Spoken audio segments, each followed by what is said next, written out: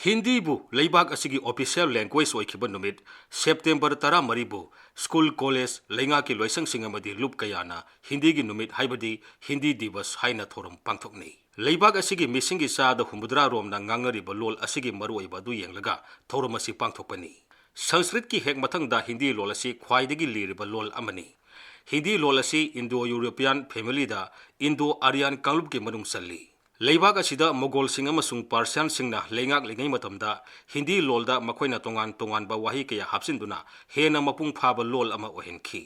Leibak asigi maruai ba lol kunithoi gi manungda maruai ba lol ama oiriba Hindi lol asi haukiba English singa masamapan nifumapan gi September 13 da Constituent Assembly na official language oina sakhanki.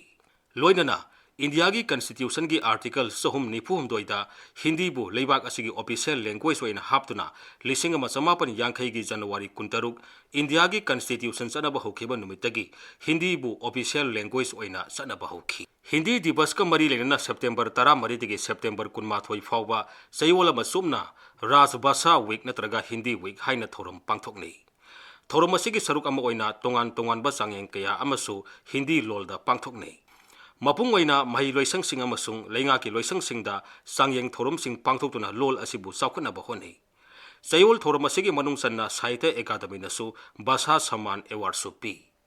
Hindi lolda natana atei lol kharagi su lol sing adu saukna ba hona bada asobu thodang loba aiba scholar, editor, collector, performer amadi translator kayabu ikai khumnai amadi pungning thogali. Award asi sahigi oina ariba amasung mayai oirap toba matamgi Sahitya ga mari lenana pibani. Sahitya Academy na lising ama samapan marbudra taruk-tagi piba hokiba award asi plaque ama, sol ama, citation ama amasung lupa lakh amagi sek yauri. Tasengbadi Hindi lolbu national language oina bu wakhalon asidi yamna nganna lising ama samapan 19 da Mahatma Gandhi na puthok lamki. Hindi lolbu mahangna miyamgi lol haina kaurami. Tungda Indiana British ki makutagi ning tamba phanglamdai Constituent Assembly semduna Constitution iba horakpa matamda Hindi lolbu leibak asigi official language oina Indian Constitution da hamnaba Biohar Rajendra Singh, Hazari Prasad Dwivedi, Kaka Kalelkar, Maithili Saran Gupta amadi Seth Govinda Das na kanna honaki.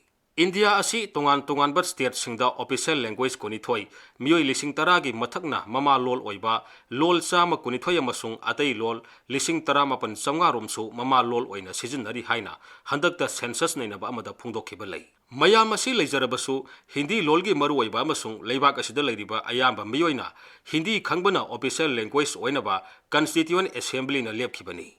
India lengangna Devanagari mayek sijinaduna Hindi lolbu leibak asigi lol oina grammar amadi banangi kanglon ama thamduna thak amada thamnaba honarakhi. Thaurang asi loiraba matungda Constituent Assembly na lising ama samapan nifum gi September 13 da Hindi asi leibak asigi official language ni haina lepkhi. Numit asidagi sahi khudingi September 13 bu Hindi Diwas haina thorum pangthoknari.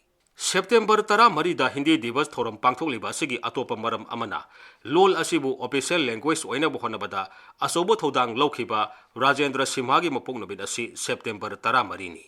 Mahakpu ikai khumnaba masung Hindi lolgi mahakna honakhiba kaya adugi tobimal khangba oina mahagi mapung nobit asida Hindi Diwas thorum pangthokpa oigani. Aduga Atal Bihari Vajpayee na India ki External Affairs Minister oidingai lising ama samapan humbudra tareta United Nations ki General Assembly da ahanba oina Hindi da wa ngangduna lol asigi phajaba amasung maru oiba du hena mapung phanki.